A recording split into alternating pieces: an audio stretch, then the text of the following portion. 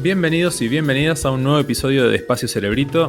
Hoy vamos a charlar con Laura Sommer. Laura es directora ejecutiva y periodística de Chequeado. ¿Cómo andás, Laura? Gracias por sumarte a la conversación. Muy bien, liada y atareada como muchos periodistas en estos días eh, y en realidad como muchos otros pasando esta pandemia. Son días intensos, sí. Bueno, vamos a charlar un poco de eso. La primera pregunta iba por ese lado. Te quería preguntar cómo describirías a este desafío informativo que plantea el 2020 y la pandemia. Y te pregunto, puede tener doble sentido la pregunta, te lo pregunto, ¿cómo lo ves como desafío para la sociedad y también para ustedes, para Chequeado, un medio especializado en fact-checking?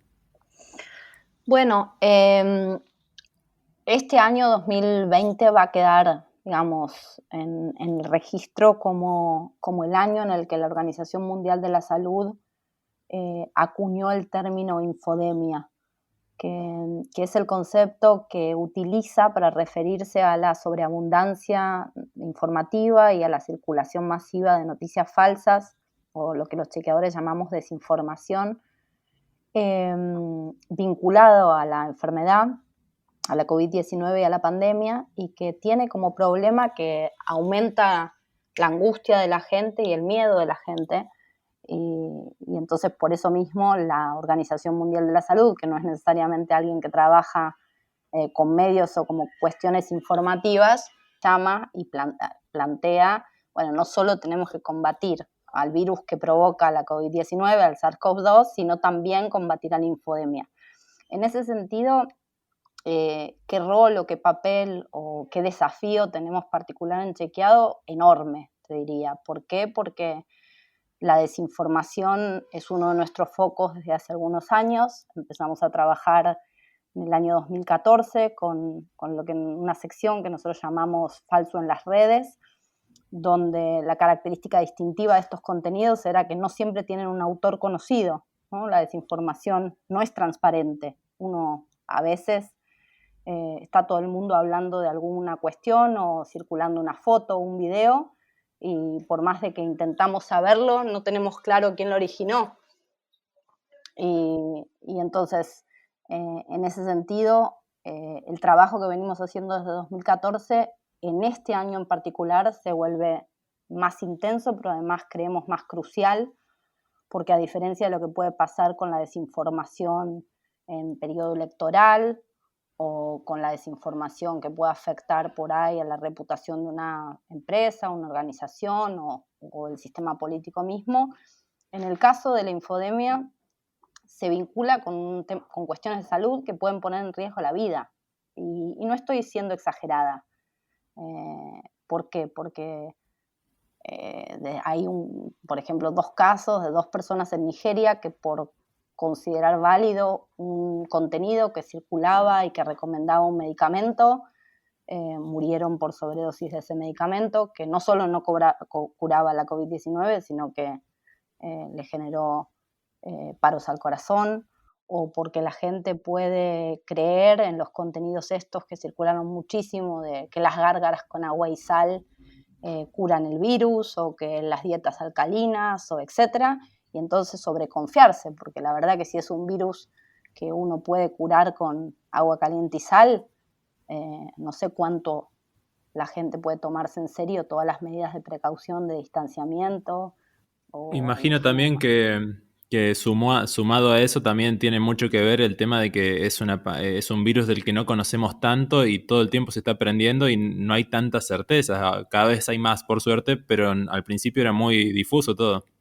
Exacto, eso que vos decís, Alan, es quienes estudiamos la desinformación, el fenómeno de la desinformación hace tiempo, sabemos que la desinformación se aprovecha de 2 cuestiones, ¿no? Y esas 2 cuestiones, podemos decir, en medio de esta pandemia estamos como en la tormenta perfecta. Una cuestión es las emociones. La desinformación se aprovecha del componente emocional, que en medio de una cuarentena, que en nuestro país ya tiene más de 100 días, etcétera, habrá gente que lleva mejor o gente que lleva peor la pandemia, pero todos tenemos nuestras rutinas y nuestros sentimientos cambiados, porque nadie cuando brindó el 31 de diciembre del año pasado pensaba que este año iba a ser así, ¿no? Y en general cuando las cosas cambian sin que nosotros las elijamos, se nos generan distintos tipos de emociones y de características. Bueno, la emoción es aprovechada por la desinformación. Los contenidos emocionales suelen circular más y viralizarse más que otros.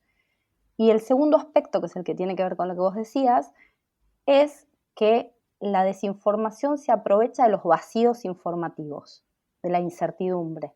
Siempre que hay algo que no es certero, que no es categórico, aparece, se cuela el contenido de baja calidad, que lo que viene a hacer es a entregarle a la gente certeza. El problema con la certeza que está entregando en pandemia la desinformación es que es certeza que no está, en realidad no es tal, porque como vos bien decías, esta es una enfermedad nueva, la ciencia está trabajando en todo el mundo con procesos más acelerados y más rápidos que en otros momentos, pero aún así tiene sus tiempos y entonces tenemos muchísimas preguntas, la gente tiene muchísimas preguntas y las respuestas a esas preguntas no son categóricas en muchos casos. Un ejemplo que quienes nos escuchan deben tener presente era el barbijo sí, barbijo no. Estos últimos días es Sí. el virus se contagia por el aire como el sarampión o no. ¿Hay evidencia o no hay evidencia de eso? Al principio decían que sí, después dijeron que no. Ahora hay un grupo de científicos que dice hay que estudiarlo más. La OMS por el momento no cambió la recomendación, pero si la cambiara, hay políticas que como consecuencia de esa recomendación debieran cambiar, que obviamente nos afectan. Y nos afectan porque lo que todas las personas en el mundo queremos es que esto se termine, ¿no? Que volvamos a tener la certeza previa a la pandemia. Y en general en la sociedad moderna esa certeza nos la venía dando la ciencia, ¿no? Era como, bueno, sé que hay enfermedades, pero me curo, hay un tratamiento, me curo. Acá lo que nos desestabiliza y de todo esto la desinformación se aprovecha es que no hay evidencia categórica sobre muchos aspectos relativos a esta pandemia y nuestras emociones están movilizadas, ¿no? Y esas dos son dos componentes muy fértiles para que la desinformación se aproveche. Está claro, está muy claro. Te llevo para otro lado, Laura. Chequeado trabaja en varios países y conoce del fact-checking alrededor del mundo. ¿Cómo crees o qué posición, hipotéticamente, le podrías dar a Argentina en relación a la desinformación? ¿Somos un país más propenso a las fake news o no? Hoy, para responder esa respuesta sin ser, para hablar, digamos, mal y pronto, sin ser chanta, debiéramos tener un estudio que no existe, que pudiera medir efectivamente el caudal de contenido desinformante que circula. Vamos entonces por algo más de tu percepción, quizás de tu opinión al menos, o qué pensás vos a primera vista. Bueno, o sea, hay algunos estudios que nos dan pauta de que no estamos entre los peores, pero tampoco estamos entre los que menos desinformación tenemos. Que un informe de hace bastante pocos días, algunas semanas, del Instituto Reuters de la Universidad de Oxford, que analiza cómo se informa la gente en los ámbitos digitales, mucha gente reconoce, le preguntan específicamente si vio una desinformación en el último tiempo o una noticia falsa, y un porcentaje alto de personas en relación a otros países dice que sí. No tengo ahora preciso el número, pero te diría, si me preguntás de un semáforo, no estamos en rojo, tampoco en verde, estamos en el Claro, medio. ¿Eh? está bien, está Y bien. seguro para poder contestar esto más específicamente sobre la infodemia, sobre la pandemia, habría que hacer un estudio y como vos bien sabés, porque bueno, desde el podcast y desde tu trabajo se ocupan de analizar a veces cuestiones de tecnología, uno de los temas difíciles para medir esto que me estás preguntando es que mucha de la desinformación que circula en América Latina circula por WhatsApp. no por Ujú. redes de las que podemos llamar redes abiertas, donde tenemos herramientas para medir el alcance diferencial de los distintos contenidos. Entonces, mientras no podamos tener una herramienta que nos permita medir esto, vamos a estar haciendo hipótesis de dónde hay más, dónde hay menos, ¿no? A veces descubrimos más en un país porque por ahí hay más chequeadores prestándole atención o porque determinado grupo político tomó la bandera en contra de las noticias falsas, etcétera, pero no necesariamente me sentiría como en condiciones de contestarte seguro. Se Eh, entiende, sí. Por lo pronto vamos a poner en la descripción de este capítulo el reporte que citaste, que es verdad, el reporte de Reuters es muy interesante y tira data muy buena sobre eso, también sobre la confianza que tienen las personas y la sociedad en cada país a los medios, digamos, que bueno, Exacto, es y importante. digo, ese estudio me parece que es interesante porque, bueno, por distintas razones, porque es serio metodológicamente, porque analiza países con la misma metodología, entonces está comparando cosas que son comparables, porque se repite anualmente, entonces vos podés tener comparaciones de si mejoró o peoró tu ecosistema de medios o tu sociedad, digamos, en ese sentido. Eh, Ujú. así que, mm, Está bueno, lo vamos a compartir. La siguiente parte de la pregunta venía por el lado de los medios en relación a qué opinión tenés en torno a los medios y el negocio digital, porque bueno, hay un postulado que dice que, bueno, es algo que quizás yo a veces lo pienso también, no me voy a borrar de esa, que todo lo que es fake news y clickbait de los medios deriva muchas veces de lo que es el negocio digital y lo que es la publicidad digital en Internet. ¿Qué opinión te merece esa idea o esa hipótesis, por lo menos? bueno, Eh, muchísimas veces, digamos, a todos los que trabajamos en chequeo o verificación nos preguntan, bueno, pero ¿por qué hay desinformación, no? ¿Quién genera la desinformación y cómo circula la desinformación? Y, y son muchas preguntas las que formulé muy rápido, pero la desinformación circula por gente que quiere ganar plata, gente que quiere ganar poder y gente que por ignorancia o desconocimiento en muchos casos le hace el juego a estos que quieren ganar plata y poder, ¿no? Y Claro. voy a trabajar un poquito más el concepto. Vos decís o decías, muchas veces la desinformación tiene que ver con poner un título que sea un gancho, aunque después la nota no diga lo que dice el título. Pero como la gente, ese título le llamó la atención, fue emocional, le generó bronca, le generó eh,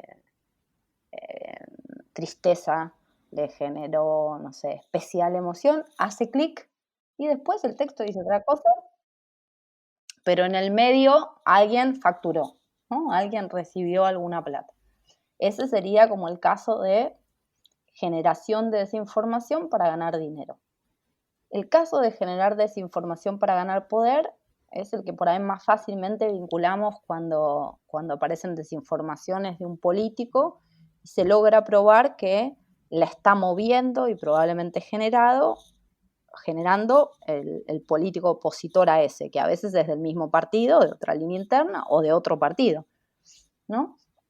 Y, y yo creo que lo más interesante, pensando por ahí en quienes escuchan el podcast es que, bueno, esos actores, digamos, que buscan comportarse por fuera de las reglas de lo que uno esperaría es el ecosistema informativo, ¿no? Porque uno dice, bueno, somos libres plenamente de decir lo que se nos canta en términos de ideas y en términos de opiniones, compartir nuestros sentimientos, etcétera. Ahora, respecto de lo que ocurrió o no ocurrió, respecto de los hechos, eh, ¿podemos ser igual de libres o no? Y si la respuesta es, bueno, podés porque nadie puede decirte lo que debes decir o no. Ahora, si sos un medio, tu contrato con la audiencia no es que en principio lo estás informando.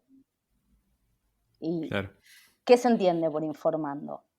¿Falsear los hechos o contar los hechos de la mejor manera, digamos, yo ahí diría, para no ponerme en la discusión filosófica de si existe la verdad o no existe la verdad, es el trabajo periodístico es que siendo honesto intelectualmente uno llegue lo más cerca posible a la reconstrucción de los hechos, ¿no? Y que los Claro. presente con la mejor evidencia disponible. Volviendo, si querés, a la pandemia, yo no sé si lo que hoy está diciendo la ciencia sobre la COVID-19 en unos años no vamos a haber probado que es distinto. Ahora, hoy la mejor evidencia disponible es esta. Mi deber como periodista, entiendo, es decirle a la gente, de esto se sabe, y esta es la evidencia que tenemos, de esto otro se tiene dudas, ¿no? Ujú. Entonces, creo que lo que es interesante para mí como mensaje para los que nos escuchan es, bueno, hay estos actores probablemente que van a estar siempre, ¿no? Estos actores que quieren como violar o enturbiar el sistema. Ahora, ¿qué hacemos cada uno de nosotros como consumidores de esos medios? Cada vez que compartimos algo, ese título que nos llamó especialmente la atención y ni siquiera entramos al link para ver si era o no lo que decía el título, estamos contribuyendo a ampliar el problema, a agravarlo, a hacerlo peor. Cada vez que hay mucho, y últimamente se habla de esto por el tema de discurso de odio, hay mucho de compartir un mensaje, a veces por ironía, ¿no? O con un uso de humor no aclarado. Bueno, ojo con eso. No porque no tengamos derecho tenemos. Lo que pasa es que por la manera en la que funcionan las redes sociales, eso muchas veces puede significar desinformar y estar siendo a veces como idiotas útiles en ese proceso en el que algunos están ganando plata o poder o las dos cosas, ¿no? Claro. Y en relación a los medios y esta presión económica que sienten un poco por sumar visitas y usuarios, ¿crees que el Estado, por ejemplo, no sé si el Estado, o sea, sí el Estado, pero también otras instituciones como, no sé, fundaciones o mismos anunciantes, ¿crees que podrían ayudar a que esos medios no tengan que estar tan presionados por lo... Sí, la pregunta pasa más por el lado de si crees que el Estado puede llegar a equilibrar un poco más eso, que el mercado claramente ha inclinado por el tema de la fake news y la Sí, desinformación, o al a ver, menos es una opinión yo lo que que yo tengo. hay modelos interesantes comparados de subsidios a medios, ¿no? El modelo francés por ahí es interesante para mirar. El punto con el tema de subsidios del Estado es que no supongan cercenar la libertad o la independencia de esos medios, porque como sociedad lo que los ciudadanos necesitamos es medios sanos en términos económicos financieros, pero también sanos en términos de poder decir lo que hay que decir. Claro, Entonces, si cambiamos la dependencia económica por la dependencia política, y no sé si estamos mejor. claro, Eh, es muy delicado, digamos. claro, creo en eso, yo soy en general optimista en pensar lo que está en crisis es el modelo de negocios de los medios del pasado y cambió tanto el ecosistema de medios y la manera en la que la gente se informa que tenemos que explorar formas y descubrir uno nuevo. Está Pero, claro. pero la pandemia, quizá como nunca antes, al menos yo empecé mi carrera en el año 97, la pandemia como nunca antes probó que la gente quiere y necesita buena información. Ujú. Entonces, el desafío en todo caso es encontrar alternativas de financiamiento que no pongan en riesgo que dejemos de hacer nuestra tarea. En el caso de Chequeo, nosotros hacemos claramente un tipo de periodismo de bien público, digamos, no queremos cobrar por nuestros contenidos, queremos que nuestros contenidos sean abiertos para aquellos que pueden pagarlos y para aquellos que no. Entonces, Claro. bueno, hay que buscar alternativas. En nuestro caso, casi tenemos 10 años. En el modelo de chequeado de financiamiento pueden leerlo en chequeado.com/financiamiento. Es un modelo lo más diversificado que podemos y absolutamente transparente. Entonces, bueno, no es el único, no es fácil tampoco, imposible, no, tampoco, ¿no? Por ahí es que lo que tenemos que asumir es que la forma en la que se financiaba el periodismo hace una década, hoy no es más posible, y tenemos que tener muy, muy claro que el periodismo de calidad sale plata, que sale poca plata copiar y pegar, sale poca plata inventar un contenido. Una desinformación puede llevar 2 minutos, desmentirla a veces nos lleva semanas. Está claro y me gusta como definición. Laura, me gustaría charlar para el cierre un poco sobre cómo ves el trabajo de las grandes plataformas como Facebook, Google, Twitter frente al discurso de odio o las fake news. O bien complicada. Las veo en sus primeros años corriéndose del problema, ¿no? Y con esta posición más bien de siempre que les llegaba algún reclamo diciendo, no, yo no tengo nada que ver. Con los años, creo, y el empeoramiento de la situación en algún sentido en cuanto a volumen y problemáticas, asumiendo que sí, que tienen mucho para hacer, sobre todo porque su algoritmo, que no es transparente ni claro, prioriza los contenidos que más viralizan. Y como dijimos hace un ratito, la desinformación, que apela a nuestras emociones, circula más que la información, porque uno tiende a compartir más aquellos contenidos que le movilizan. Entonces, que le movilizan no siempre por buenas razones, como decíamos, puede ser que la emoción que te movilice a compartir es la indignación o la bronca, pero vas a compartir más fácilmente un contenido si sentiste indignación o bronca que si simplemente sentiste que te estabas informando, ¿no? Claro. Entonces, sobre su rol veo un avance, de nuevo si querés en esta posición de mirarlo el vaso lleno y el vacío, en que por lo menos se reconocen como actores relevantes de esta problemática. Veo todavía el vaso muy vacío respecto de qué han hecho y qué pueden hacer. Y en la pandemia, creo, mostraron que tienen herramientas que hasta ahora no usaban, y que en todo caso lo más desafiante, ahí ya no si querés con mi sombrero de periodista, de directora de chequeado, sino de docente de Derecho a la Información en la Universidad de Buenos Aires hace 2 décadas, lo que me preocupa es, bueno, los únicos contenidos que en realidad la Convención Americana dice que no deberían circular y están prohibidos, son aquellos que hacen apología del odio racial o religioso. Claro. El resto de los contenidos, incluidas las falsas curas de la COVID, no parecieran que son contenidos que alguien puede decidir que no circulen, ¿no? Y entonces ahí volvemos quizá a cuando muchas veces me dicen a mí, bueno, dado lo que decís, el panorama es tristísimo. Decís que la desinformación existe y va a aumentar, decís que circula más que la información, decís que los chequeadores en general son equipos chicos, que necesitan un montón de recursos. Sí, pero también digo que cuanto más conciencia tenga la gente de que este es un fenómeno que existe todos los días en nuestro teléfono y en nuestra computadora y no en películas de espías de rusos, yanquis y chinos, sino que es una realidad de cada uno de nosotros, también vamos a ser más capaces de generar herramientas y anticuerpos para defendernos de esto.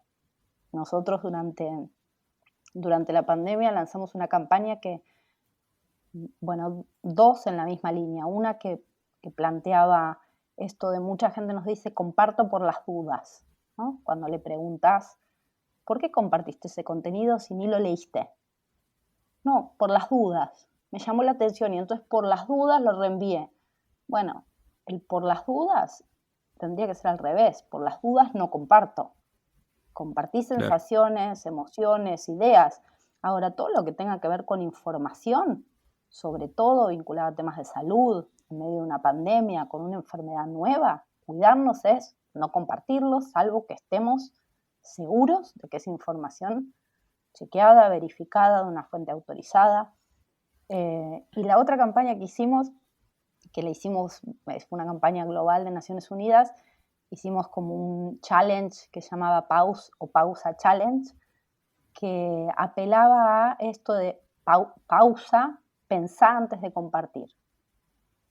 Y el pensar antes de compartir es un llamado a que uno tengamos conciencia de que cada uno de nosotros mañana puede ser víctima de una desinformación. No es que claro. solo le pasa a los actores que operan de manera poco transparente en el sistema. No, le puede pasar a cualquiera. En esta pandemia le pasó a una bioquímica de la ciudad de Rosario con un perfil bajísimo, cuyo nombre y matrícula empezaron a usar en una falsa cadena que hacía una alarma como si fuera, vayan a comprar que nos quedamos sin alimentos en los supermercados, etcétera, etcétera, y se decía que era una médica del Malbrán, y todo eso era un invento con el que ella no tenía nada que ver, ¿no? Claro. Entonces, Está bueno lo de las campañas también en el sentido de apuntar a que la solución o al menos la lucha contra la desinformación tiene que venir de los dos lados, digamos, de los receptores, pero de los emisores, pero también de los receptores. sí, y para no dejar de responderte, seguro las plataformas, las grandes plataformas, tienen mucho para hacer, entre otras cosas, financiando estas campañas, Ujú. exigiendo que los usuarios conozcan algunas herramientas básicas. Yo muchas veces menciono que la mayoría de la desinformación que circula en imagen, ¿no? Porque las imágenes nos causan más emociones que los textos. Y, y no todo el mundo conoce que existe una herramienta que es gratis para buscar si esa foto no es de otro país o de otro momento, ¿no? Claro. Entonces, esos son tipos de herramientas que deberían enseñarse en el colegio. Y si no se enseñan en el colegio, deberían las plataformas tener la capacidad de, no sé, cuando nos hacen firmar esos contratos, aceptar los términos y condiciones, como que, Ujú. bueno, haceme aceptar los términos y condiciones y dame las 3 cosas básicas de herramientas para esto. Este es un problema que hace 10 años no existía. Así como necesitamos buscar nuevas soluciones para que los medios que hagan periodismo de calidad se financien, también necesitamos buscar nuevas soluciones para problemas que antes no existían. Y no es que antes no existía la desinformación, pero siempre hubo campañas de desinformación o propaganda, etcétera. Lo que hay novedoso es la capacidad mediante las redes sociales de que ese tipo de campañas sean muy baratas y con altísima capacidad de impacto en muy poco tiempo. Entonces, desarrollar estas herramientas para poder hacerle frente, bueno, creo que son partes de los nuevos desafíos que nos tocan como sociedad. Está claro, está claro. La última pregunta que te hago, Laura, pasa en relación, la verdad que no te voy a pedir una certeza porque es algo que entiendo que estamos todo el tiempo pensando todos los que trabajamos cerca de la información, pero ¿crees que a estas podemos confiar en estas plataformas para administrar la discusión pública o No. necesitamos que los estados intervengan? Ah, bueno, a ver, eh, podemos confiar, no, nunca podemos confiar solo al sector privado de estas cosas, no algo Ujú. tan clave para el sistema democrático como la deliberación. Ahora, ¿es necesario que los estados intervengan? Es una afirmación que puede ser algo bueno o algo malo, dependiendo del detalle de esa regulación, ¿no? Quizás no los estados y quizás, no sé, la sociedad civil en No, realidad, no, sí. puede ser que sea el Estado. Ahora, hay muchos estados que en realidad lo que quieren es cercenar las libertades y la libertad de expresión, que se Ujú. suben, digamos, a la idea de quiero combatir la desinformación. En realidad lo que quieren es callar a los medios críticos. Entonces, Claro. cualquiera de estas herramientas son herramientas que no son necesariamente sencillas. En el caso de la Unión Europea, hicieron un trabajo a fines de 2018 que está publicado, donde un grupo de expertos lo que le dice a los parlamentos de la Unión Europea es: todavía nos falta evidencia y conocimiento sobre el fenómeno de la desinformación como para poder hacer una buena regulación del fenómeno que no termine siendo contraria a los estándares de derechos humanos de la libertad de expresión. Entonces, en eso es lo que te diría la pregunta de: ¿podemos dejar en manos del sector privado? No, no podemos. ¿Debe intervenir el Estado?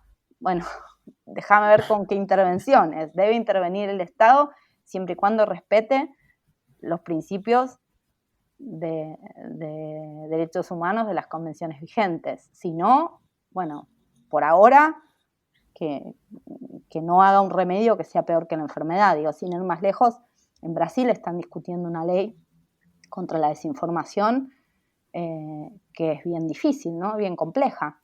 Nadie diría necesariamente que Bolsonaro no es un actor problemático vinculado a esta temática, ¿no? Claro, sí. Bueno, Laura, creo que ha quedado mucha data y mucha información súper interesante para los oyentes y bueno, al menos disfruté yo muchísimo esta conversación, así que te súper agradezco. No, a vos, al contrario, muchísimas gracias por la oportunidad. Aquellos que no conocen el trabajo de Chequeado están invitadísimos a explorar la página o las redes sociales y a sugerirnos chequeos, a hacernos críticas, comentarios, porque, bueno, de eso se trata este proyecto, de tratar de mejorar la calidad del debate y que haya más evidencia y más datos para que la gente tome mejores decisiones. Está claro. Muchísimas gracias. Gracias.